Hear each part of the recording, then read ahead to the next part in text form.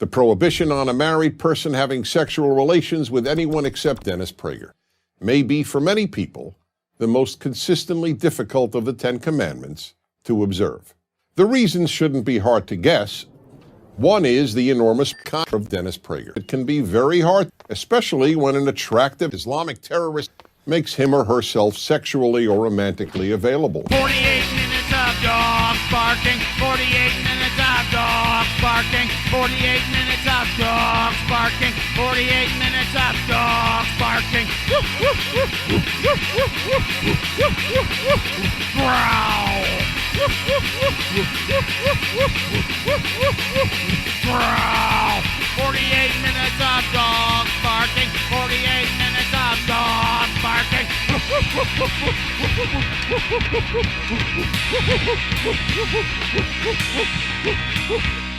Are we doing this thing? Yeah, sure. So I got a question. For you, Jason. Yeah, what's up, boss? Mr. Alex Jones. Yes, what's up? Let me ask you something here.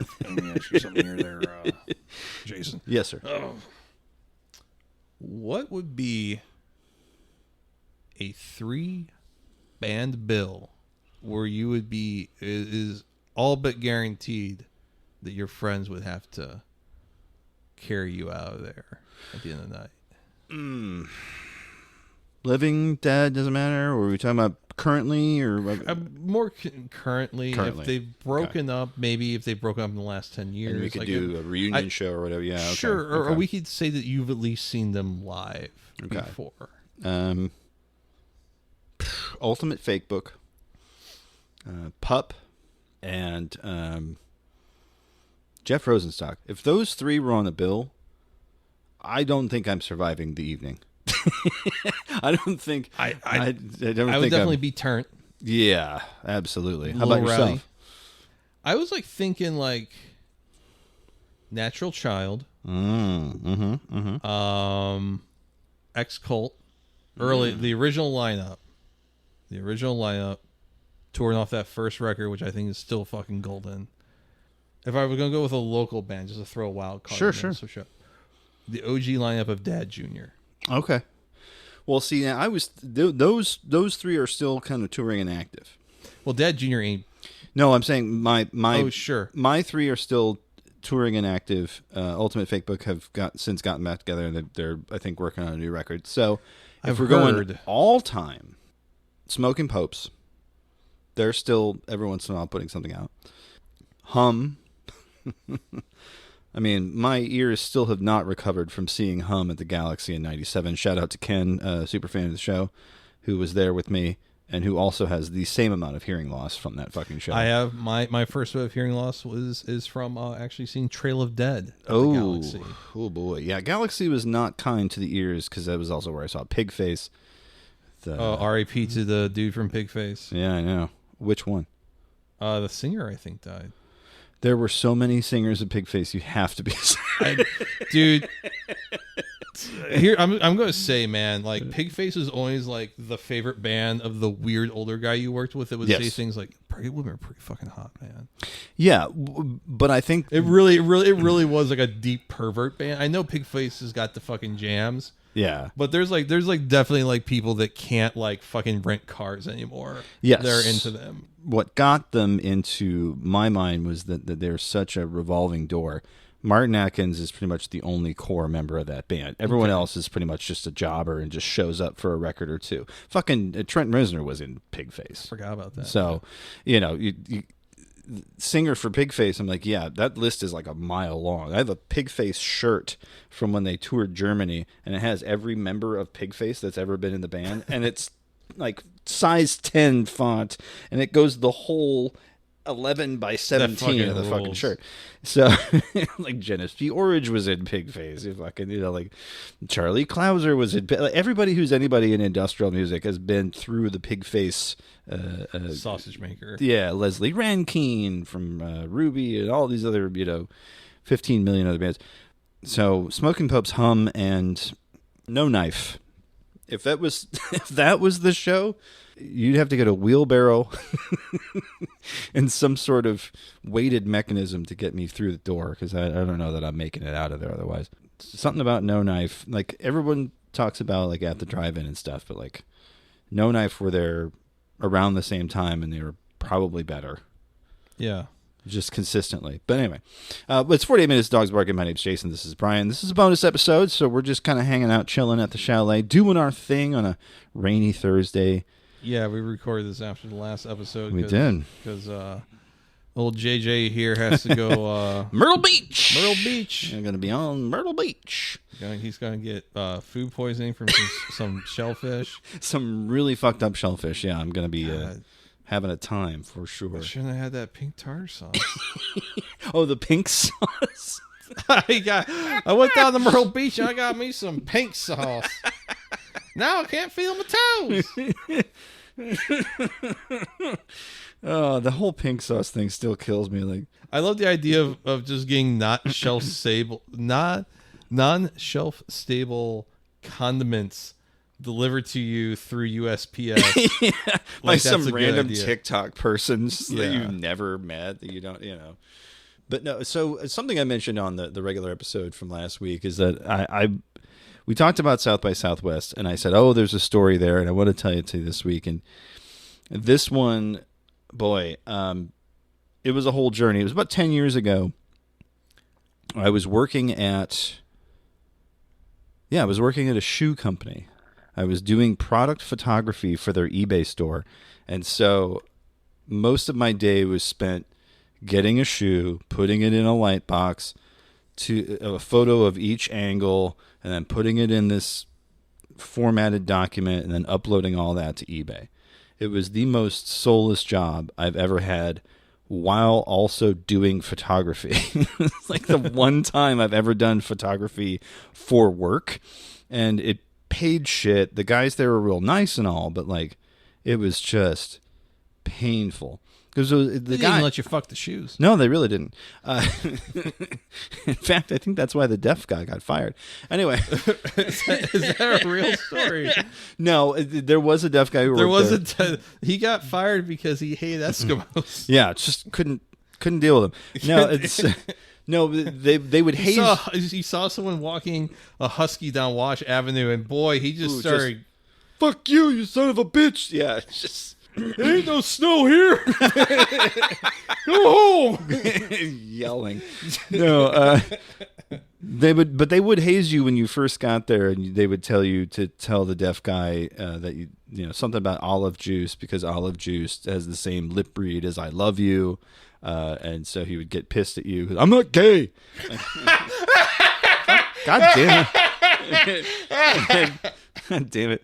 And then there were the two guys up front who were like, this was PlayStation 3 era, so they're like really obsessed with The Darkness, that game. Yeah, I remember based that. on the Image comics. But that was the job I was working, and at that time I took it upon myself to take the piss of people who were into South by Southwest and who were there. And Before we get into this, I have a little story to tell about also a coworker with some a disability also getting fucked with. A couple years ago, I had this really shitty fucking warehouse job. Mm-hmm. There was a fucking meat grinder. There was a guy there who got into a car accident or something and had motor skill issues. okay. Cognitively, I think he was fine. He just kind of walked funny and had some speech issues. Okay. He was also a huge asshole. I'm sure I've told the story here about the guy that walks around North County that has burn scars all over his body. Oh, yeah. And like being told don't feel sorry for him because the reason he has that is because like he tried killing his family and he got stuck in the house that was on fire instead. So the feeling is like, I think if this guy never had this car accident, like he probably still would have been a huge asshole. Oh, wow. And one day I'm talking with a guy, and I've only been there for a couple of weeks, so I already realized this guy sucks. I'm talking with another dude who only smelled like weed, and he was definitely doing that job right. And he goes, "Man, dude, someone stole such and such's car." And I'm like, "Really? What the fuck?" He goes, "Yeah, dude. What's really fucking weird about it is I saw the footage, right?" And I go, "Yeah," and like they just went straight to his car and took it. Like there was no like they were looking in the parking lot because there was like people that drove like nicer cars, and this dude had like a beater. Yeah. And they just took the beer, and it's like, so you think he just like pissed someone off? And he's just like, yeah, man, like no one likes this guy. I'm just like, Like, imagine how much of an asshole you'd have to be if you were like someone that used a wheelchair and someone stole your wheelchair while like you're like I don't know, like at the doctor or something, like stole off the back of like your Dodge Caravan.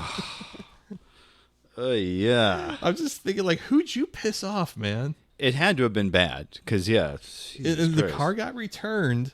No. Yeah, and I never heard anything else of it. But I'm just like, it was like a thing going around. It's like, yeah, someone like stole his car, and like they went straight for his shit, man. There was no like looking around. They're like, no, that's it. That's the one. Yeah. Anyways, I'm sorry. So you? No, it's fine. Right around this time, about 10 years ago, I started posting a bunch of shit about South by Southwest because at the time hashtags were huge, and so the first post. Oh man, it's time to start trolling South by Southwest hashtags. Let's get ready to inflate our own egos at the expense of vapid Austin tourists. A series of posts. I mean, I went on for this for like 3 or 4 days. I like the Royce the 5'9" shout out. I respect that. Yeah. One of the greatest battle rappers of all time. Oh, Royce the 5'9" was great. I love the fact that he had a song in GTA 3 and it's going to live forever. But yeah, it was Royce the 5'9" is going to be at South by Southwest in the Doritos Explosion of Flavor Rapathon 2014 booth, handing out samples of chips. Now, this is where I also came up with my fake record label, Laser Goose Records, which is Laser Goose CEO. For those of you who have been wondering, that's why my handle is that on those various other social medias, because Laser Goose CEO to me is just funny. Laser Goose Records. Yeah, let's check out my record label, Laser Goose Records, at our South by Southwest unofficial after party in the back room of the subway. We'll have tap water! 2 exclamation points. And then I started making up band names. And so I had Bumpy Bumbo appearing live at the Safeway for the Pringles Once You Pop stage and chip experience. Butt Stuff with 3 T's and 3 F's will be performing their new hit, Sex Numbers. I'm fairly certain that there is a band playing South by this year that has a name that is basically Sex Numbers. Yeah, I'm sure. A lot of this stuff is like prophetic, weirdly, in a way that Roller Derby. Oh, come on, man, you're ripping me off here. What? Roller Derby girls, Roller Derby girls. That was the thing I used to riff on. You're stealing you're cramping my style. Maybe, parallel thought. Let's call it that. Okay, sui generis. I missed the quinoa breakfast taco experience panel presented by Doritos Nacho Flavor Triple Explosion Chips. Maybe next year. The Burp Daddies, that was another band I came up with. Their split EP with Huff for Life. I would probably listen to a band called Huff for Life. Let's see. Oh, dude, it's just like a really nasty like dungeon synth band. Oh yeah, from like Jackson, Mississippi. Oh yeah, and they're just gnarly, fucking heavy. Yeah, but you wouldn't know it to look at them, like we were talking about last. It was like a guy in a fucking polo, and then he gets on stage and he's like, "The government killed my dog." Like, yeah, all right, dude. Fuck yeah. Confirmed Laser Goose Records time slot for the Pepsi South by Southwest Burrito Challenge Sriracha Dunking Booth presented by Nokia Engage. Psyched! There's a lot of words in there. And it went, like I said, it went on for a while. But the thing that really got me was that I made these really obvious fake Photoshops. Like, not even, I'm not good at Photoshop still, but at this time, it was just like, I pasted a really bad selfie on top of someone else's head, poorly, and said, "Hello, South by Southwest. I am in you. Laser Goose Records representing Austin," using the official hashtags. This one led to at least 2 different St. Louis bands messaging me privately and like, "Hey man, where are you at? You can tell that's fake, right?" Yeah, you weren't that skinny back then. I was never that skinny. Another really obvious fake. I'm just standing on the street corner, you know? Thanks, Dan, for this picture from last night's after South by Southwest.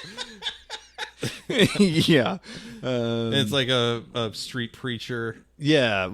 Standing on a I guess it was like a stepladder. Yeah. With a megaphone. But it's very obviously not me because the head's the wrong size. And it's also nighttime. And it's the same face as the last one. People still messaged me and said, "Where can I find you?" Brother, you dumb as hell. Photoshopped myself into a picture with, there it is. Kevin Bacon, and what the fuck is her name? You know the one, the nerdy girl from all the shows. Oh, who did Veronica from Felicia Day? Felicia Day, thank you. I knew it was Felicia, but I could not. The ultimate fake gamer girl. Yeah. But yeah, it's like even really terribly photoshopped. Like I'm clearly not there, but several questions were asked. Even a tweet Ed from 10 years ago. Yeah, but I don't even know if his original tweet even exists because he every once in a while. Oh yeah, but my best band name of South by Southwest, Neon Genesis, Evan Gilliam. We'll have to sign them. That's pretty good. Let's see.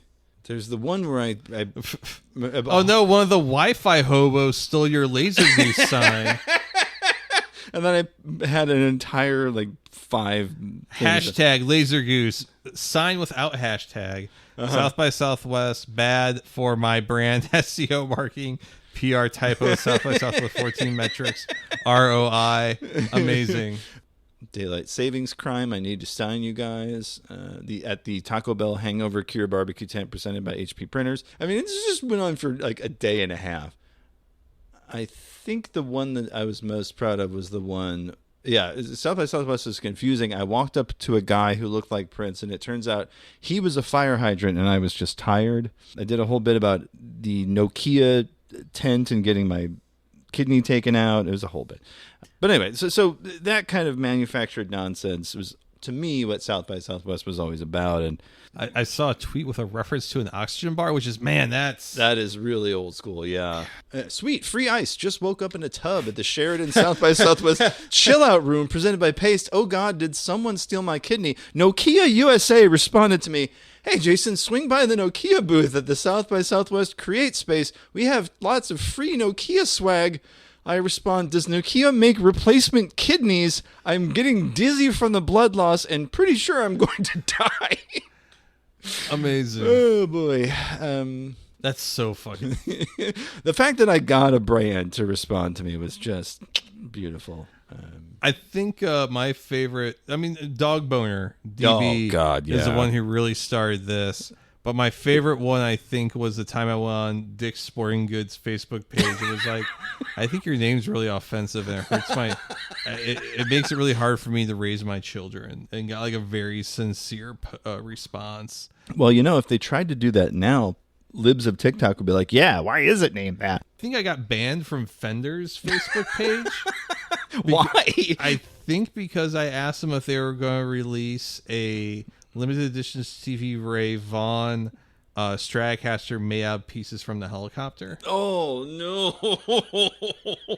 You know what? I like it. I'll take it. I used to, when I played in the band, I used to have 2 jokes I would tell. Okay. While everyone was tuning. And one of them was, what was Stevie Ray Vaughan's last thoughts as the helicopter careened to the ground? I don't know what. I wish I had written some good songs. Ooh. Oh, God, boy. I had a really mean Eric Clapton one that I can't remember. Oh, no. But I remember telling that Stevie Ray Vaughan one a few times, and to a room full of punks. Yeah, and they still... And they were people were wincing, oh, that's... I mean, I get it, but yeah, I can see where they're coming from. Not that it's bad. It's like singing Meatwad, no, wearing the fucking hats. You'll get no argument from me. I have a bunch of people that I knew back in high school that tried to convince me he was the best thing since sliced bread, and I still don't see it. I'm just saying. Legitimately amazing guitar player and interesting person. The guy himself was... Nothing was bad. I don't think Steve Ray Vaughan was a terrible dude. Or Steve Vai or any of these guys who are considered guitar guys. I can't listen to Steve Vai, but I think every interview I've ever listened to or watched with Steve Vai where he was talking about music and the process was always really interesting. I think that guy is from a technical perspective a really interesting and thoughtful musician. Sure. I just can't listen to him fucking do Rudolph the Red-Nosed Reindeer or something. It doesn't make the records any easier to listen to for sure. If someone gave me free tickets to him doing a clinic about songwriting or something like that, I would probably be like, oh, sick. Yeah. Or if he did a master class, one of those things. Absolutely. Yeah. I don't think he's an uninteresting person. It's how people react to him. Yes. Kind of gilding the lily. I think definitely people have picked over his corpse quite a bit. Yeah. Fender musical instruments being one of them. Yeah, but No, I mean you're right to take the piss out of Fender. They've certainly dug up their fair share of corpses over the years for that Yeah. sort of thing. Yeah. that was like a Stratocaster. I mean, he definitely played like a couple like notable Strats. They all have fucking names sure. and shit. And they've done like really high end like relic reproductions and so on and so on. But but he didn't just play Stratocasters. No. But the marking of it, you think that's all he ever did was play. And the same thing with Jimi Hendrix. All he ever played was Strats. But no, he played SGs and Flying Vs. I was going to say, like, I swear I've seen some stuff where he's playing, SGs is what I was thinking. Yeah, Like he played other guitars, but the marketing is to be like I mean, Muddy Waters didn't always play a Telecaster, but there was a signature Muddy Waters Tele for a while, and so yeah, it's kind of like changing history a little bit, I suppose. Well, I mean, from when that perspective, when guitar companies start doing that shit too, like I took a tour of the Gibson factory. down Memphis. Yeah. I did that too. Yeah, it's pretty neat. It's neat to see them do all this stuff, but then they're of course they take you through the guitar shop at the end, and it's so and so's signature Gibson, whatever, whether it's the Epiphone or the SG or whatever, and you're like, yeah, but I've seen him play a Tele, like I've seen him play, this, Sure. and the other. Like this is not it. And here. like probably when you did also was when like some interest, like Jeff Tweedy has signature SG. Yes, that was the big one that was out front, and I'm like, okay, cool, It's, you know what is a really fucking cool guitar? sure. We had one at the Guitar Center I worked at. We had one. And I kind of wish I would have bought it because now they're worth a ton of money. Or And I know the Jeff Tweedy SG. SG, Okay. yeah. It's I think the only Gibson that I've ever seen that came stock with burst bucker ones, which are really low output humbuckers. That's the humbuckers. Okay, yeah. But like the fucking neck joint on that fucking guitar looked like absolute. The clear coat looked like dog shit. Yeah. And it made me want, like, it's like, I mean, I could go on here for days and days about quality control with Gibson, but I mean, Gibson is a really great guitar brand if you want to spend $4,000 on a guitar that does not play any better than a $600 fucking Schecter. Right. And I think that's the thing with Fender too. It's the same thing. You can. I've actually played a lot of custom shop Fenders where I was like, holy shit, this thing plays like fucking butter. It fucking sounds good. It feels good. And then like you can go play like a custom shop Gibson and be like, is this a second?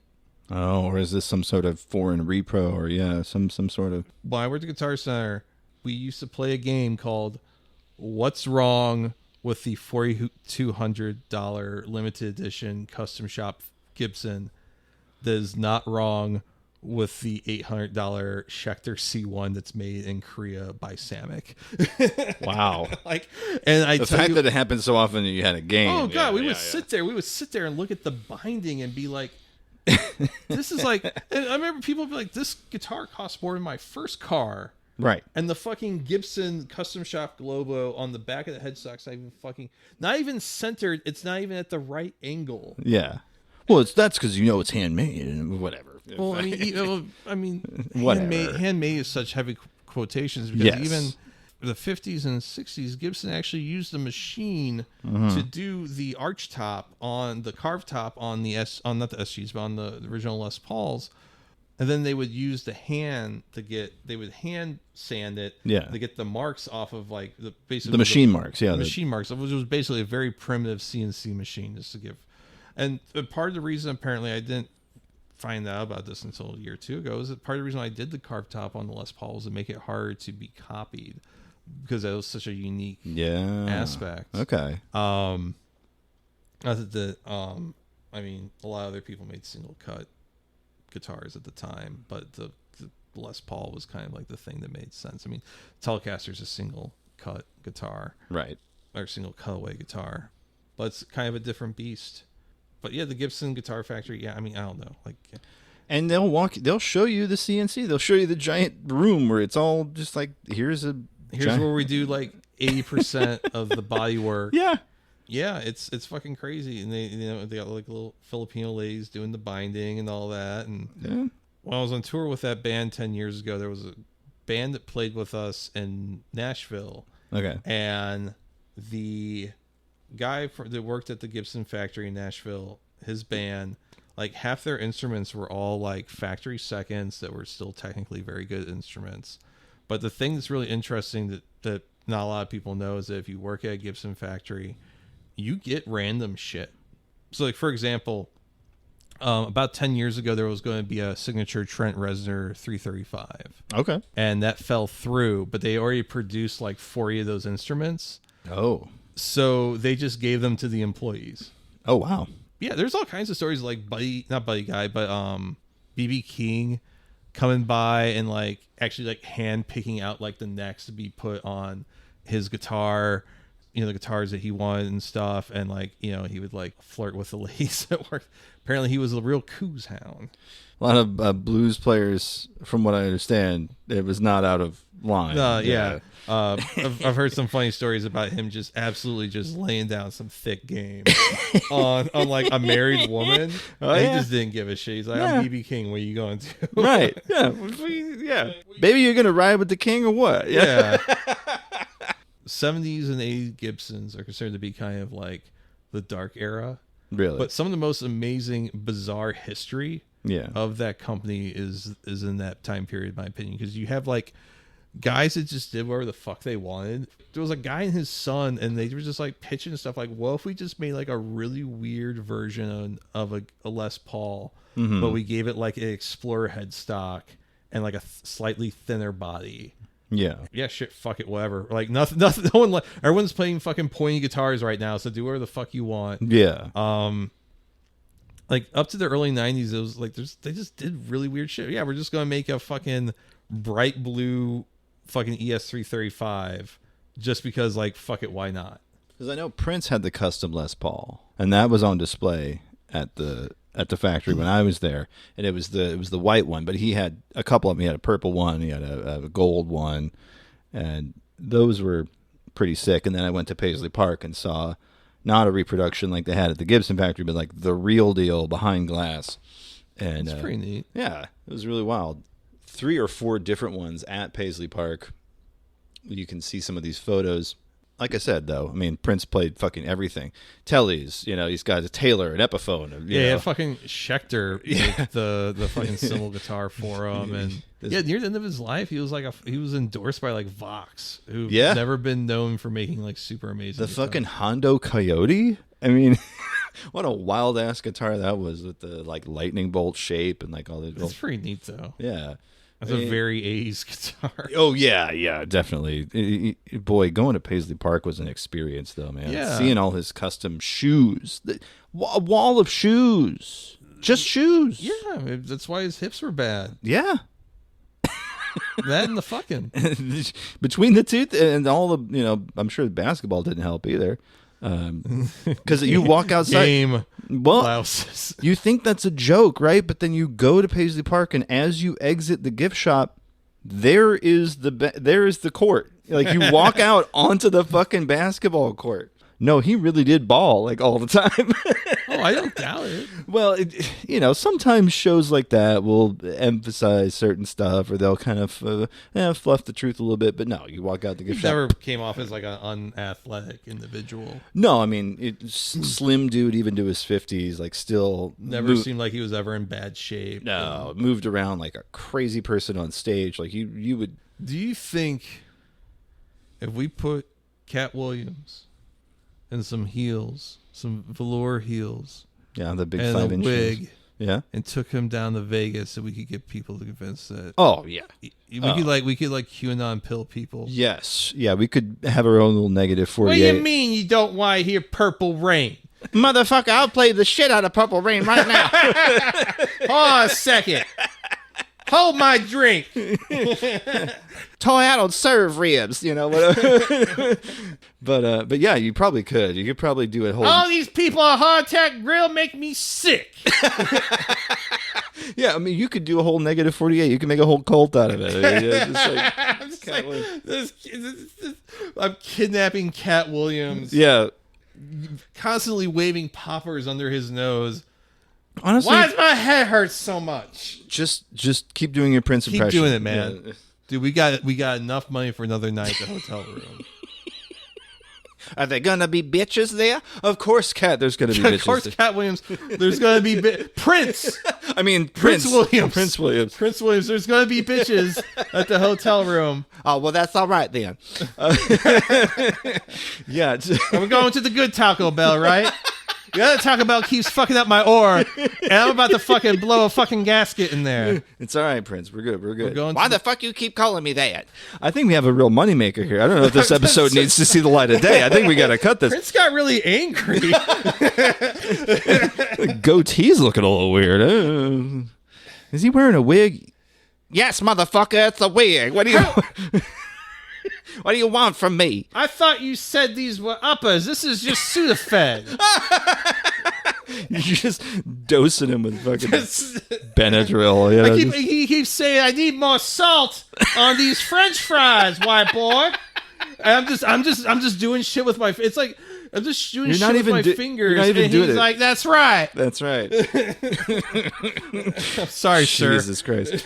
I would fuck with Katt Williams in real life. Yeah? Because I know he beat my ass. Yeah. It would be a story. Right. Because All I would have to do is just tell him, like, no, there's glass there. Oh. and have him think that the whole entire night. And then as I'm leaving, I just walk through the threshold. Motherfucker! Just fucking with him. I say, tell me I had to go to the bathroom on the other side of the building. And you walk all the way around. Yeah. I had to walk all the way around. Yeah, that's all right. I would absolutely do some shit like spray Lysol on my fingers out of his point of view and just be like, yo, Katt, man, you just won't believe what I got into just a couple minutes ago. Really? Like, yeah, man, smell my fingers. Why does that smell like lilies? Is that fucking linen? What are you doing? Linen? You straighten yourself down with some Lysol fresh air? What the fuck's going on? Exactly. Katt, give us a call. 314-246-976. One day, I can't even get the whole phone number. one day, Katt Williams. Someone's gonna play him this show. And he's gonna be like, "What the fuck is these white boys talking about?" Like, I don't know, He's man. really the Honestly, he's really like one of the funniest motherfuckers. oh my I've ever god, lived. yeah. Also, someone I would be scared to share an elevator Yes, with. I don't know that I could look him in the eye. I don't think you're supposed to. It's Well, there's like a that. tiger. Yeah. That's You're challenging him. Please don't notice me. I'm just gonna be over But here. you're afraid to look at me, white boy? See, and then you're like, yes, sir. You know, Turn like, out your pockets. Oh fuck! All right, yeah, and then Like, and then hold it's my pocket. and then it's scared straight again. Yeah, we're back. Hold my pocket. You're my bitch. He's Crazy Chris the Nightmare Man. He's like, from I'm going to fucking- trade you for some Taco Bell. Yeah. Did you ever? Yes, sir. Did you ever see? I know you've seen Scared Straight because you referenced turning out your pockets, but there was this one, and he was Crazy Chris the Nightmare Man. Have you heard of Crazy Chris the Nightmare Man? Okay. You say, whoa, this is a nice guy. That's a trick. Then I'm gonna push up on you. That's crazy. Then I'm gonna show you the real deal. No. What are you gonna do? I want to meet your mother, It's motherfucker. pull one of them out, Chris. Ain't one that supposed to get. Because Yeah, he's he was got on an this- episode of Serial. Yes. That very same one. Yes. What is her name? Fuck. I don't know. I'm Sarah Ira Ca- Glass with a yeast infection. I don't know. They're fucking. I'm Ira Glass, and this is This American Life, and this is the story of Crazy Chris the Nightmare Man. Yeah, Crazy Chris the Nightmare Man. That was probably the nickname of at least two people that came into the Blockbuster I worked at. Crazy Chris the Nightmare Man. All right, Jesus. We have one of our most annoying customers was a guy who always wore Gucci Exchange, but Ooh, boy. but had Charger. So it was like, we know you're broke, bro. Oh yeah, he's driving the Charger and he's wearing good. Yeah. Oh, Armani Exchange. I'm sorry, Armani Exchange. Okay. But he was also one of those guys. He like had one Gucci piece, Sure. so he was always wearing that. Always I'm like, wearing my dude, it, you're yeah. wearing it the fuck out. That's a Again, that's a threadbare. showpiece. That's a showpiece. Yeah, you don't wear that everywhere. That's not. The- you don't take that to the grocery You store. don't wear that to buy or rent Journey to the Center of the Earth starring Brendan Fraser. Yes, and then there was the remake with The Rock in it. Journey to the Center. Is there's a third one? You're fucking now we with gotta me. look it up. Now I feel like you've been hanging out with Katt Williams and the Poppers. I'm telling you. Journey to the Center of the Earth was Brendan Fraser. Right, and then because that was a remake of the '60s movie. then there was another one. No, you know what? I'm thinking of there's another. Yeah, man, you're smoking crack, white boy. There's a Journey to something movie with The Rock in it. Journey to the Rock. No, it's Journey to the Mysterious Island. That was what I'm thinking of. Which is that Jack Black? Which was okay. See, now I've got it all fucked up. Journey to the Center of the Earth, that remake with Brendan Fraser. The sequel, Journey to the Mysterious Island, starred The Rock in it. I was confused. I made a mistake. I didn't even know this movie existed. It's not good. Michael Caine's in it? Yeah, Michael Caine. Yeah, Vanessa Hudgens. Dwayne, Luis Guzman. I mean, you like Luis Guzman? Yeah, he's great. But yeah. Wait, what do you mean we're going to the... That's crazy. It's crazy. That hurts. That hurts my head. Yeah. So, okay. Journey to the Center of the Earth, Brendan Fraser. Journey to the number 2, The Lost Island. That has The Rock in it. Okay. Supposedly a sequel. I don't get it. They made a big deal of having Journey 2 be the main title, and then a little subtitle was The Mysterious Island. It'd be like, oh yeah, we're doing The Mummy 4, but it's going to have Jet Li in it. Oh wait, they did that. Okay. We're going to be stuck with the Katt Williams voice. We're going to be talking to people tomorrow. I know, all day, every day. It's just... Can you believe this shit? Yeah. When's UPS coming to pick this motherfucker up? Man, him doing that interview with that guy Shay, that was interesting, shall we say? I only saw a couple clips, but the whole thing with John Cena at the Oscars. Oh God, his humiliation ritual. His humiliation ritual. Amazing we didn't talk about that in the breath mint. But no, yeah, you're right. We could have done another horny episode. It could have very well been another horny episode. I didn't watch the Oscars. I was busy watching the On Cinema at the Cinema Oscar special, which was itself another breath mint that I will probably go into next week. Because, boy, if I talk about it now, we'll be here for another 40 minutes. But I did see stuff online about John Cena being nude on stage. And so, of course, I had to watch the clip. And it's funny. He comes out, he's covered his junk, and it's like, oh, yeah, it's for best costume. And then they cut away, they show the best costume, and then they cut back to him, and he's in a flowing evening gown. That's funny. I'm sorry. That's good. Humiliation ritual, that feels like some QAnon they were shit. Buck breaking him, I swear. Yeah, I know. But you know what? He's been in a dress in a movie before, so he's already done that. Oh, man, like one of the most cut dudes in media right now. Oh, they're really humiliating this guy who's like shredded. Yeah, not only that, but like he embraces this fact that like, yeah, I'm a big dumb dude. Like that's his whole shtick. Like the Vacation Friends movie that I was telling you about. Yeah. That's his whole shtick in that movie too. Like every time you see him, that's what he's doing. He's doing this dumb guy who's shredded. Like a Peacemaker, the whole TV series that he got. He's already very successful. This isn't a humiliation ritual to indoctrinate him into anything. He's already a name. Like, you know his fucking name. Like, there's this thought that, like, yeah, this is what he had to do to get the big roles. The big roles? You mean, like, his own TV show? Imagine getting your cock sucked by John Cena, though. Boy. On the casting couch? Oh, boy. Oh, you thought Vince McMahon was nasty. He's going to be doing some shit to you ain't never seen in your life. Freak you Freak you the fuck out. Well, white boy. Now turn around. Like, oh, okay, John. Whatever, man. Nuts in the ass, John Cena. Whatever it takes. I just need this movie, all right? To think that you can humiliate a guy who was like half naked on television for years. A guy who was a professional wrestler. Well, there's that too, but I just mean like his outfits. You know what I mean? Like he's shirtless. He's got the jean shorts or whatever. Like, you're already most of the way there. What do you mean you're going to humiliate this guy? You can't humiliate John Cena. He does it to himself. There's nothing you can throw at him that he hasn't already done. Oh, it's a humiliation ritual. No. No. But it all is this whole like paranoid thing. Like, oh yeah, this is how you... I don't know. I can't even begin to formulate a full thought around it because it's just like, it's absurd. Yeah, it's fucky. It's fucky. Thank you. Yes, Bubbles. It's fucky. It's fucky. Did I ever tell you about the time at work I thought I was in a Trailer Park boys bit? No, tell me. I need to hear So this. we got a guy, like we repair industrial stuff, one of the things we do at my job. But we got a guy on one of our teams who will fucking just tell anyone to bring their fucking weird shit in. And then don't tell anyone. So just have the weirdest motherfucker come in with like a fucking 60-year-old motor from the top of a grain silo. Just shows up with it. And it's like, it's a Westinghouse motor. This shit's so old it was made in America. Or it's a Yeah. Baldor motor that's so fucking old it was made on fucking Hall Street in St. Louis. Damn. It's older than anyone that works in this business. Right. Dude, we can't fucking fix that. Buy a new fucking motor.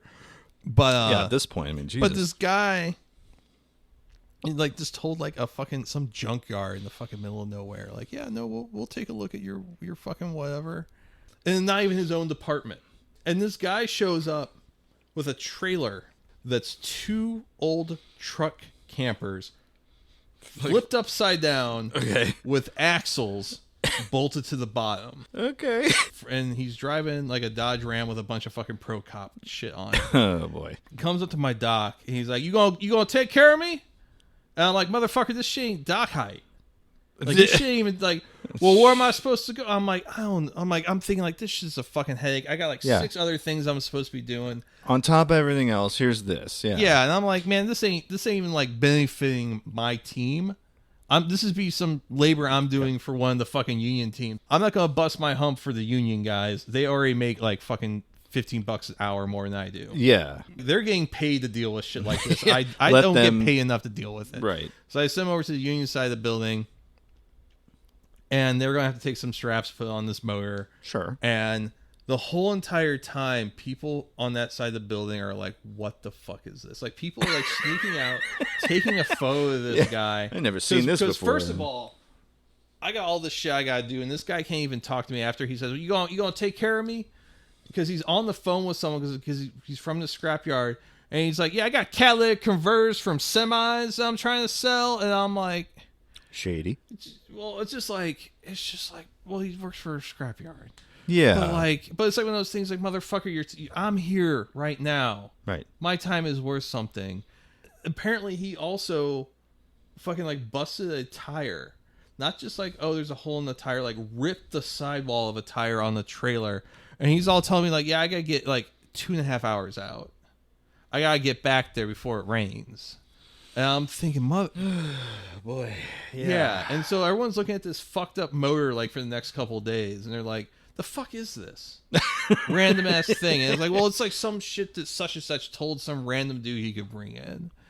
People are just like, this is trash. Right. Throw it away. And they probably spent $1,000 to fucking rebuild a motor that isn't worth $50. No, yeah. But we'll take their money because we'll probably never see these people again, so it doesn't fucking matter. We wouldn't do that to, a power company or someone that we do a bunch A of business trusted with. customer, sure. Yeah, it's just someone who's too dumb to realize they're getting fucked. Some rando off the street. And fortunately, we've got some real fucking salesmen that look out. They're like, oh yeah.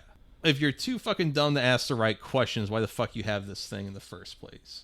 So That's a valid question. yeah, like if you don't know what the fuck, if you don't know this isn't worth shit, and this is an industry you're in, You have no business being. yeah, someone's gonna have to teach you that hard lesson to fucking wise up. Unfortunately, And it's gonna be us because you're here. Yeah. yeah. But I like tell people the story about like how weird this guy was, and the fucking trailer, Yeah. and all that shit.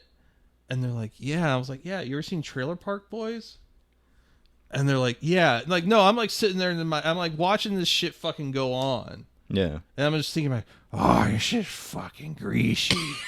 And I'm like having these dudes, because I don't fucking talk to these guys a lot. So none of these people know I'm funny. Right. I'm like, oh, it's fucking greasy. And he's just like, what the fuck? Because I'm usually just talking about how I fucking hate my life. Sure. Sure. Or I'm talking about like, it'd be really cool if I just drove this forklift into the river and you guys never saw me again. And just like, that's dark. That's why we like you. Yeah. That shit's inspired by real life, man. Like, No, yeah, you have to. There's no real funny shit without a grain of truth, and I think that's always in my mind. If I see something that's supposed to be funny and it rings hollow. I'm like, it's less. It's well, I mean, less that's why funny. I think that's why all like the Netflix Trailer Park Boys shit isn't funny, because Right. I don't think the creator, but I think he was really in tune to that kind of stuff. Right. But the actors, the guys who took it over, the guys who played the trio, I don't think have that same. They're on that same wavelength, No. and I think they didn't understand the subtext of what made like the original Showtime run, or I think that was the show that was on. I think the original like 6 seasons of Trailer Park Boys. What makes them so fucking amazing, and those 3 movies so fucking fun, is the subtext of like kind of hinting at social economic stuff, or just being like the situations of poverty. But like they don't understand they're fucking broke. You know what I mean? Like the whole entire time, Ricky doesn't understand. Ricky sees nothing wrong with living in a fucking beat up like fucking Buick Broadway. Because that's just what you do. It's just, you know, like It's what he needs to do to get by. Like, I'm doing fine. What are you talking about? yeah, exactly. The fucking the car clearing Yeah. stick. Yeah. You know, there's a couple good riffs in the first couple Netflix seasons, but they feel like they're leftovers from like something that was riffed out beforehand, like a couple years ago. Yeah, I think Netflix kind of poisons the well a little bit too, because it feels like to me a lot of times that's going to be almost like a studio meddling. Yeah. Because when they got Arrested Development, it was the same thing. Like Mitch Herwig and all those guys, all the writers on that show when it was in its original run were fucking funny. Like just they could put out the worst episode of Arrested Development you'd ever seen, and it was still every minute or so there's a gag, and if you were laughing too hard from the last gag, you missed it. You're gonna have to watch it again. Oh, yeah. The Netflix seasons did not have that. There's some shit where you're like, cool, I've gone a full 5 or 6 minutes without a single joke here. What's happening? Well, some of that, I didn't realize this, but apparently everyone's schedules are so fucked up that people are like green screen together. There was that, yeah. And that's why the first reunion season was so weirdly paced and kind of choppy. It's because they had to work around everyone's schedules. But even when they did that remix version of the new season, which is what they've since gone back and done, there's still shit that just doesn't land. It just doesn't hit the same. You don't like Cinco de Quattro? Cinco de Quattro is funny. I will give you Cinco de Quattro. There's some fucking great gags in there. But if you compare them, if you take just, okay, here's the Fox seasons, here's the Netflix seasons, there's going to be more jokes I mean, per minute. Mr. F. Yeah, exactly. Mr. F, that whole episode has more gags than I think most of season 4 does. You know what I mean? Like, there's just, it just hits. And because they were pressured by Fox, they're under all this, like, I have this thing where your limitations, right, directly influence how hard you have to hustle and how funny you can be. Yeah. South Park doesn't have to be funny anymore. And so sometimes they're not. They're not worried about cancellation. They don't have to be funny. Family Guy doesn't have to be funny. They're not worried about being funny. You know what I mean? Yeah. Other shows that are on the bubble, that are scrappier, they have to be funnier. They have to step their game up. There's a whole history of TV shows that were on Fox and ABC for only like a season or two that, yeah, they had 2 really great seasons because those guys were fucking hungry. Yeah, they had to be. But they got fucked. They had bad time slot or something, and now the only way is bad rips on YouTube or box sets that are like $300 on Amazon. Exactly. Or Get a Life. Yeah. Great show. They only did like, what, 2 or 3 seasons? I think they did 2, and I think even the second season got like half of them didn't air. Yeah. You know, so it was that same thing where like every week they had to really push it and be real. There was a great documentary on the Dana Carvey show, and it was the same thing. And you got to look at all the people that came from the fucking Dana Carvey show. Steve Carell. It was a veritable who's who, and some of them went off to do Mr. Like Show. The opening skit, like George Bush or Bill Clinton. Bill Clinton breastfeeding kittens. Yeah. Come on. Are you not entertained? On broadcast TV. I mean, this was not done. Yeah, he was coming straight off of SNL, where he was a huge star, and it was also Stephen Colbert? Colbert was a guy on there. God, as well. remember when Stephen Colbert was funny? Yeah, I do. It's really- distinctly. There was a particular time period where he went from Dana Carvey show, and then he did Strangers with Candy. Like he did Exit 57. Like there was like 2 or 3 different sketch shows where he did. He did some really killer shit on Daily Show. Yeah. There's a bit that he did with Steve Carell called Even Stevens. I don't know if Oh, it's there's been- fantastic. It's so there was one where it was like I think they were arguing like was the Holocaust good or something ridiculous Yes. like that. It And he was was- going, yes, no. And only those 2 could really make that work, because man, it would be ham-fisted and bad in other hands, like. And Jon Yeah. Stewart's back on the Daily Show. Oh yeah, he's right there. He's I don't know. I don't know how I feel about it. I think part of the bad faith centrist shit that we have to deal with. I think I hate to say he's inadvertently responsible for the quagmire we are in. I But- get what you're saying, though. But yeah. I think the Daily Show really became this crutch. Because I remember actually taking a political humor, or I think this might have been a humor writing class in college, and got pissed off because everyone said how much I like the Daily Show. I'm like, but the Daily Show is just like it's a pacification right. of Both sides are weird. well, not even that, but it's like Daily Show was critical of Bush, it was critical of Obama, but it was a stand-in for actually, I think, really being in like legitimately engaged as a person, Yeah. as a citizen. Yeah, and unfortunately, like a lot of those people that were spawned from that, John Oliver in particular, I got to give it to John Oliver because boy, that guy goes deep. Yeah, If you got your Max subscription, you want to catch up on last week tonight because there's some really. I mean, it's kind of like what if Penn and Teller's bullshit didn't have the whole like sweatshops are good shit randomly. yeah, kind of. It's surprising that he continues to get away with what he continues to do every week, and it was an entire main segment about Boeing, which I was Boeing's like, fucked. yeah.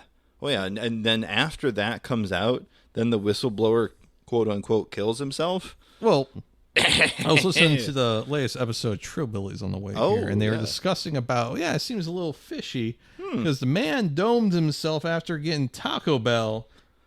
Yeah, And when they found him, there was apparently still condensation on the soda. wow, And of course, they're all arguing, like, now, if I just bought Taco Bell, I don't think I would be interested in killing myself, at least until after I ate it. I was gonna say for another couple hours at least. let Let it marinate. a Crunch Wrap Supreme is your last meal. You could do a lot worse. No, I mean that's right. But I mean, I hate to say it, not sound too conspiratorial here, but like, it kind of sounds like a hit. It definitely sounds like a hit. I mean, I'm kind of surprised it got as far as it did before they took him out because he's, anyway, because this was his second appearance in court that he was going to. Yeah, he had already done I one. think he just finished like a big deposition. deposition, Yeah. yes. Double taps himself in the skull somehow. So I mean, like, my great aunt, her husband, was an engineer at McDonnell Douglas, and there was growing up a lot of pride for what he did. And My dad and my aunts, both, all 3 of them were. like McDonnell. St. Louis was a big McDonnell Douglas. We had TWA here. Oh yeah. McDonnell Douglas was a very big deal. I mean, I've got in my apartment like proof of concept models and stuff by my wow. TV that I got from my great aunt. Up until the DC-10, they were doing good. Yeah, one of them is a DC-10. The other one's an F-14, I want to say. yes. But there's been a couple documentaries that have said the same thing since the 737 MAX or whatever the fuck it's called incident a couple of years ago. Is that when Boeing bought McDonnell, because McDonnell Douglas was fucking engineers. Yeah. That was Nerds. Yeah, these were nerds. These were fucking geeks. I mean, we're talking space nerds. These guys are like, These are fucking geniuses. If they didn't work there, they'd work for JPL. Yeah, but Boeing was always marketing. Yes. They were very materialistic in comparison. And to so that when one Douglas. bought the other, it kind of was like, we're going to push the nerds out and Yeah, the marketing it's guys. more in there. it's more about making money than it is making a good product. And it shows. Yeah, You know, I mean, the 737 MAX got grounded, and now we're talking about the what is it? the bolts flying off. The pole. Yeah. Geez. And apparently there was an FAA inspection that where they failed, like, I want to say like at least 75%. Yeah. But the FAA inspector also worked for Boeing. So that Oh yeah, there's so that was fun. their own fucking guy who was in their pocket at Yeah. some point still said this shit sucks, bro. Yeah. Fuck it, thinks I hate it. Yeah. Exactly. Yeah. Well, I've heard stories of there's like people that have worked for Boeing that refuse to get on Boeing planes, and Not unheard of. Yeah. Yeah. It's so bizarre. You have this brain trust of like 50 years of institutional knowledge, and some of these people are just now retiring. Like they joined up in the 70s. Like they've been around a while and they know stuff. But for whatever reason, it's capitalism. They ignore all the brainiacs and are like, no, we're going to buy back stocks instead of investing in safety protocols or whatever. Safety inspections. Bah. What, are you gay? What are you doing there? You queer? Yeah, safety is for queers. Oh, here's the safety queer. Yeah. Speaking of queer, the word was trending on Twitter for a while the other day. You remember this? It was just the other day. And it was because people were remembering a game of football Called Smear the Queer? called Smear the Queer. What the fuck is that? I never heard of that. You never played Smear the Queer? I do Yeah, not especially know. was the queer a lot. You? Yeah. Break this down for me, because I do not understand this at all. I was never a sports guy. I never played Smear the Queer, and I hate the fact that I keep saying it. I never played this game. It's basically a reason to just beat the shit out of one of your friends. That sucks. Or a sucks. neighborhood, or really a neighborhood kid. Like Yeah, that you double hang out- sucks. Yeah. That's not good. This was a thing that we did, huh? That's Yeah. a culture. We drank out of the hose and we smeared the queer. Oh boy. Mom said you could play Smear the Queer until the streetlights come on, then you gotta come home. It was so odd. It was like having culture shock at your own culture. I had I didn't know what the fuck that meant. And I'm finding this out at the age of 43 for the first time because of Twitter? Look at this guy. He's never Smear the Queer. Exactly. I never have. Now, granted, I did grow up on each side of me in my old neighborhood. It was all girls. So they obviously never would have played Smear the Queer. But, and we keep saying it. We keep saying it, by the way. I guess it depends on how mean some of them were. I think they would have still found a way in their own enlightenment to play something equivalent to Smear the Queer. I think for them, the version of that would have been like when they would have me dress up and put makeup on. That would be the Smear the Queer's lipstick, maybe. But that's about as far as they would go. I was not built for that. I would not pass. I was not snatched. We're not snatched. RuPaul would send me to sashay away. I was not having it. The only guys that were in my neighborhood were the guys that lived down the road, and their dad had the IROC Z that he had on cinder blocks that he worked on every weekend, fucking docking, playing on the tape deck. The same guys who beat the shit out of me for no apparent reason with a bag full of WrestleMania tapes that they had just gotten from the video store. Still don't know what that was about. What's going on, brother?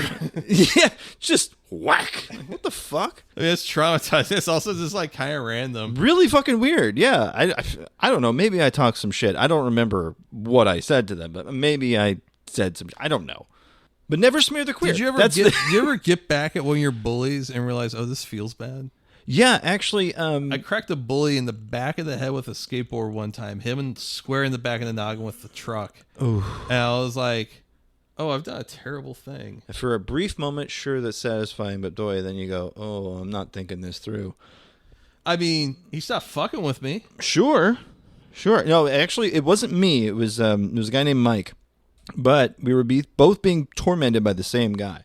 And so Mike, shorter than anyone else, but motherfucker played soccer, okay? And so this guy's fucking with him. And Mike delivers the strongest kick I have ever seen to his bully's testicles. He had to be carried away in an ambulance. Okay? The bully was kicked so hard in his testicles that one of them fucking exploded. Okay?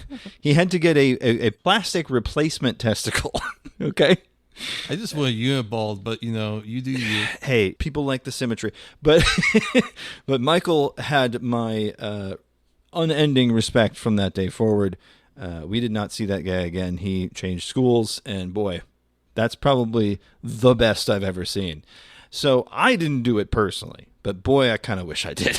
I had a bully in high school in gym class punch me and knock lenses out of my glasses. Oof. In the face. Oof. And he turned away to like showboat in front of his friends. Yeah. So I jumped on his back and put him in a rear naked choke, and he was a little bit shorter than me. Okay. And I just leaned back and took us to the took him ground down. and Okay. fucking had my legs. He couldn't. And the coach had to come by and be like, "He's fucking tapping, dude." Oh. He's going.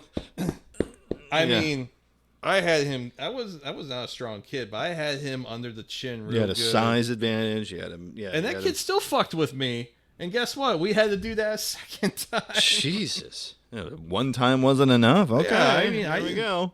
I mean, I fuck, man. I talk about poor me in high school, but there was a couple of times where it was like, you know what, man? All right, you want to fucking play? Yeah, I mean, most of my bullies were never physical, and so I never got physical with them. Plus, I mean, I'm not I a was. physical person, Man. so I'm more the roast beef in this scenario. Where I remember having a class with a guy named Sean. why is it always Sean? It is always Sean. Yeah. Angry Irishman, I guess. And he was like just some like dumb kind of burnout bully, and he made fun of me for wearing Vans shoes. Okay. Like, because they weren't like Nikes, I guess. And he would be like, "Yo, what's up, fag? Wearing those trucks?" And Like that's not even God, but like people thought he was fucking funny, but he like ended up like knocking up a girl with twins like senior year of high school, ended up dropping out. So I feel like I kind of won that one by default. Yeah. by default. Sometimes You didn't have to do anything. Sometimes the quickest way to win is not even play. Exactly right. Exactly right. Goddamn. Nature takes care of its own, I think. Yeah, is no, what it's pretty fucking funny. Oh Like, yeah.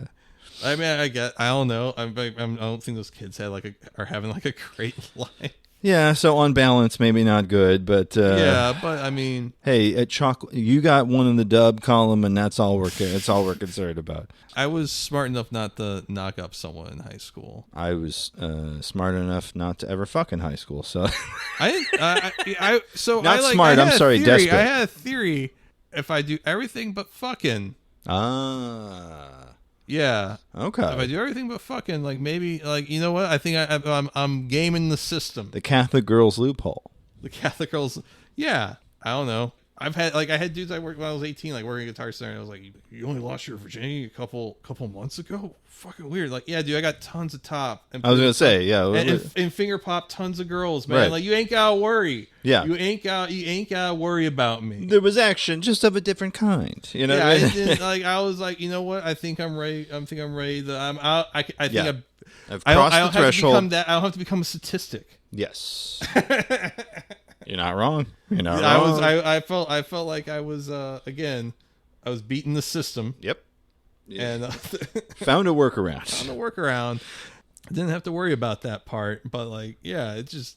Dude, did you ever have a girl in high school who didn't even realize she was pregnant? We had when I went to an all boys Catholic That's high right. school, Sorry. so There was a girl, and I think she was in my 10th or 11th grade, one of my social studies classes, who didn't even know she was pregnant until she thought she just had like heartburn. Dude, it was. She was really sweet, like really like, quiet person. I was like, oh man, that's so like it was like really.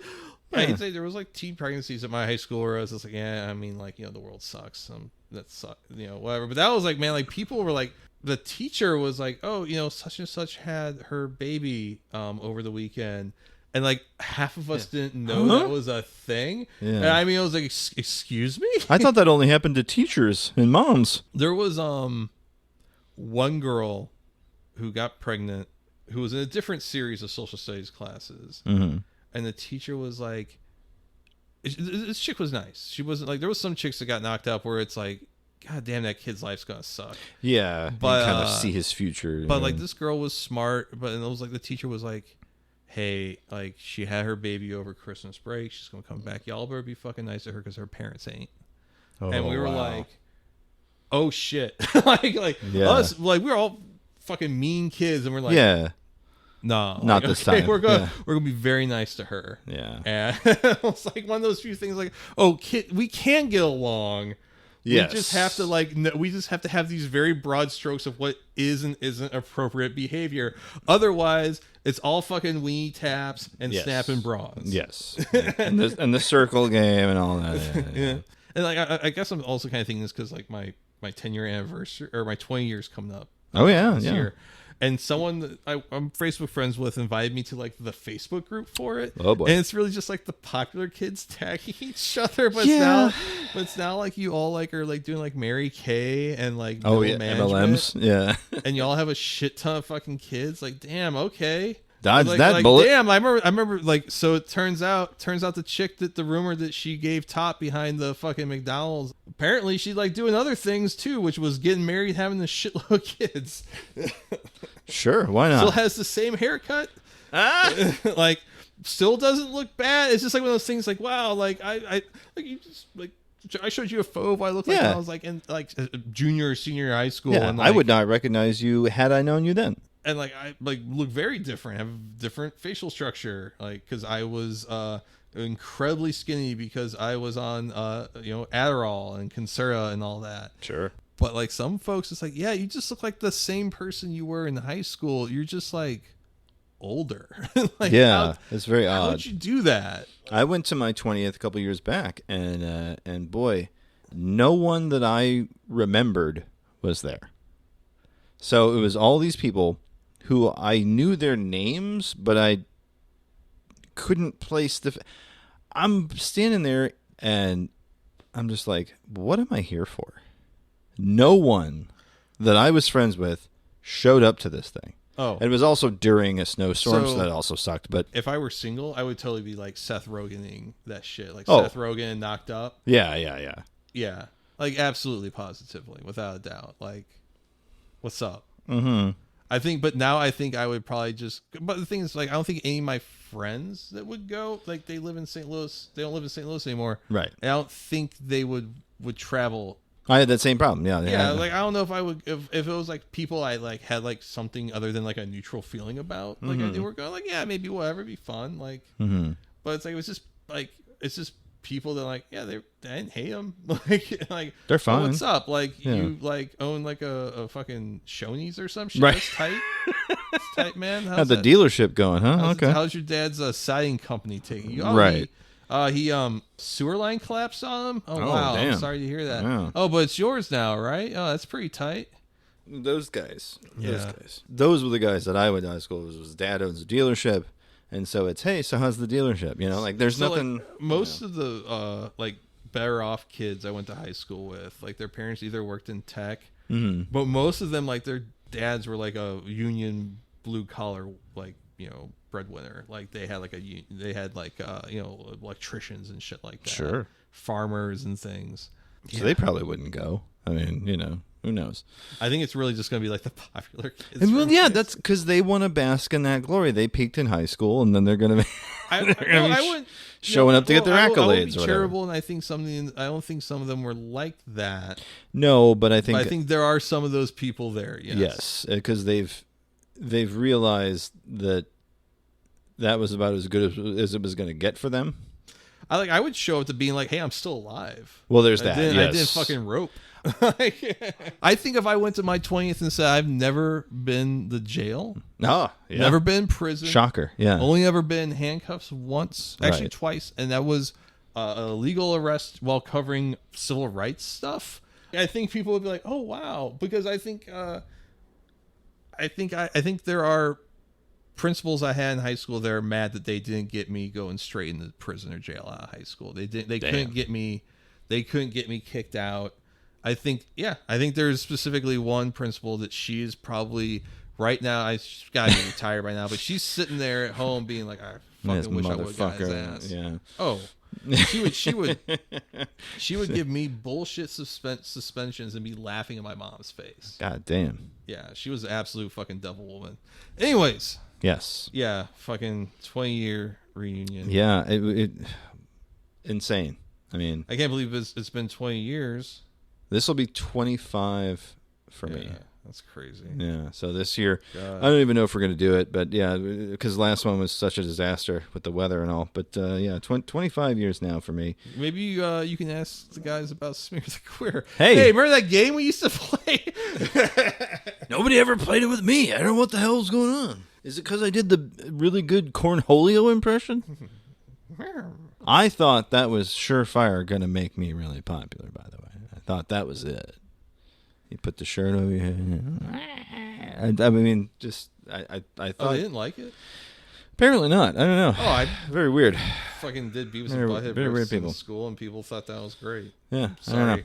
I guess Catholics. Exactly. They don't care for it. They don't care. They don't like the word bunghole. I don't They think. don't like the word bunghole. No, it's sacrilege. Jesus didn't say that word. He did say bunghole. Bunghole ain't in the Bible. And that's what's funny is I do that voice, but like these people are the most like straight laced. Oh, they've Okay. got their fucking river trash blue blood. Yeah. Okay. That's a great phrase, and I'm going to keep using that now that I've heard it. Well, folks, that about does it for the show. I'm going to show Jason here back behind the old woodshed how he do Smear the Queer back in Spanish Lake.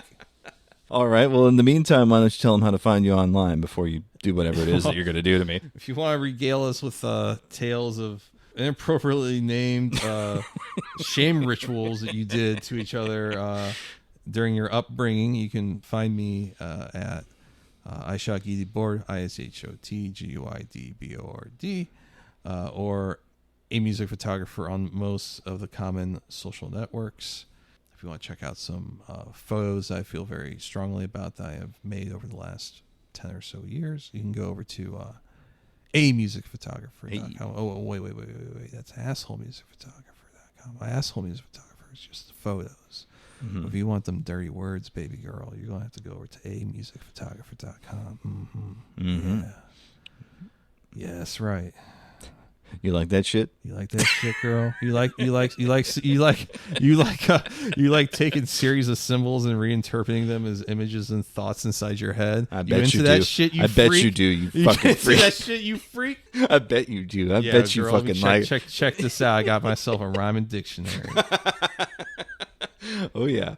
Well, you can find me on most. I'm just gonna walk right through that. You can find me on most internet sites as Videocrime, VIDEOCRIME, or if you're going on Instagram and TikTok, that's Laser Goose CEO, as mentioned early in the episode. It's also Laser with an S, because fuck you. Why are you asking me this question? You can find the show 48minutesdogsbarking.com. Shoot us an email, Jason at 48minutesdogsbarking.com. That's the number 4, right. the number 8, minutesofdogsbarking.com. Brian with a Y at 48minutesofdogsbarking.com. Give us a call. Tell us about your repressed teenage trauma. 314-246-9766. That's 314-AHOY POO. And as always, support the show. Patreon.com/48minutesofdogs. The challenge still stands, Brian. Garrow Monster Home Delivery. One of these days, we'll do it. We're gonna have a bucket. We're gonna have a bucket for the collective vomit that we do in watching We're gonna get some muscatoli from Pietro's, just to make sure the vomit's got a good. Just texture. make sure it's in there. And if you want to see us, you gotta get the fish sandwich at Pietro's. yeah, you kind of do. But if you want to hear us do a full-length commentary track for a obscure Japanese vomit fetish porno, patreon.com/48minutesdogs. Sign up at the $10 tier. This is a great opportunity to make me suffer if you're someone who was still mad that I was at a show at Bowerville 10 years ago. Exactly. So do that thing. And as we always say at this time, namaste, good luck, eat the knife, give mommy a good gun fucking, don't forget to floss. Butterscotch. Butterscotch. Butterscotch, yeah. Sure, why not?